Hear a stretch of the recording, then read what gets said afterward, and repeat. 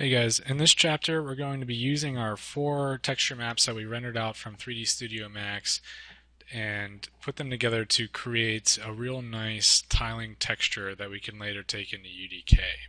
So as you see, I've already opened my 4 textures here. I have my ambient occlusion map, my normal map, my height map, and my diffuse selection mask.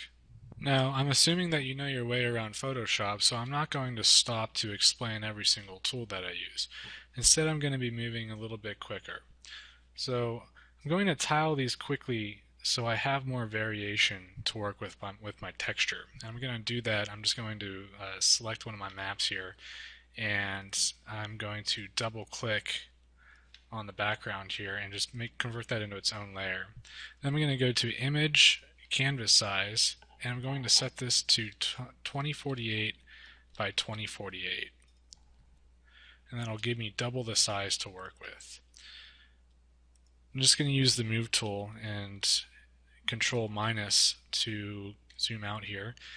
And I'm going to snap this texture up in the top left-hand corner. And I'm going to hold Alt and drag, and also hold Shift while I'm dragging to snap it to the X-axis.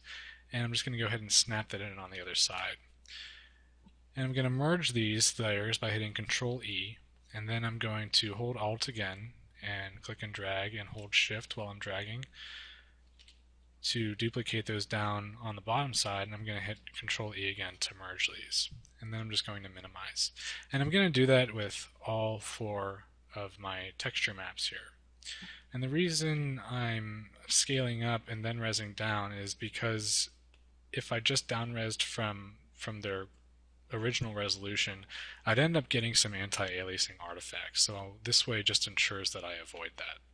So I'm going to go ahead and do that to my other textures and skip ahead. Okay, so I've gone ahead and tiled my maps by up-resing them, and now I'm going to consolidate all of them onto one PSD. So I'm going to go ahead and use the Move tool here and grab my ambient occlusion map and just click and start dragging, and then I'm going to hold Shift while I'm dragging and just drop that right on top of my normal map, and that should snap into place real nice. And I'm going to close the ambient occlusion map out. And I'm going to do the same thing for my height map, and the same thing for my diffuse selection mask. And I'm going to close all those extra maps out because we don't need them anymore, and I'll just expand this up. Now, since I don't really want to work at a 2048 by 2048 resolution, I'm just going to come into Images, and I'm going to grab the image size here, and I'm just going to set this back down to 1024 by 1024.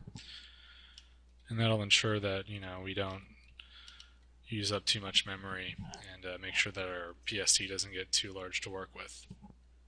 Now that we have all of our texture maps into one PSD, I'm going to go ahead and quickly organize my layers really here. Now I really like to stay organized and individually name my layers, and to do that you just double click on the layer name and rename it to whatever you want. So I'm going to rename my diffuse mask as such, diffuse mask, and I'm just going to go ahead and quickly skip forward and name the rest of these.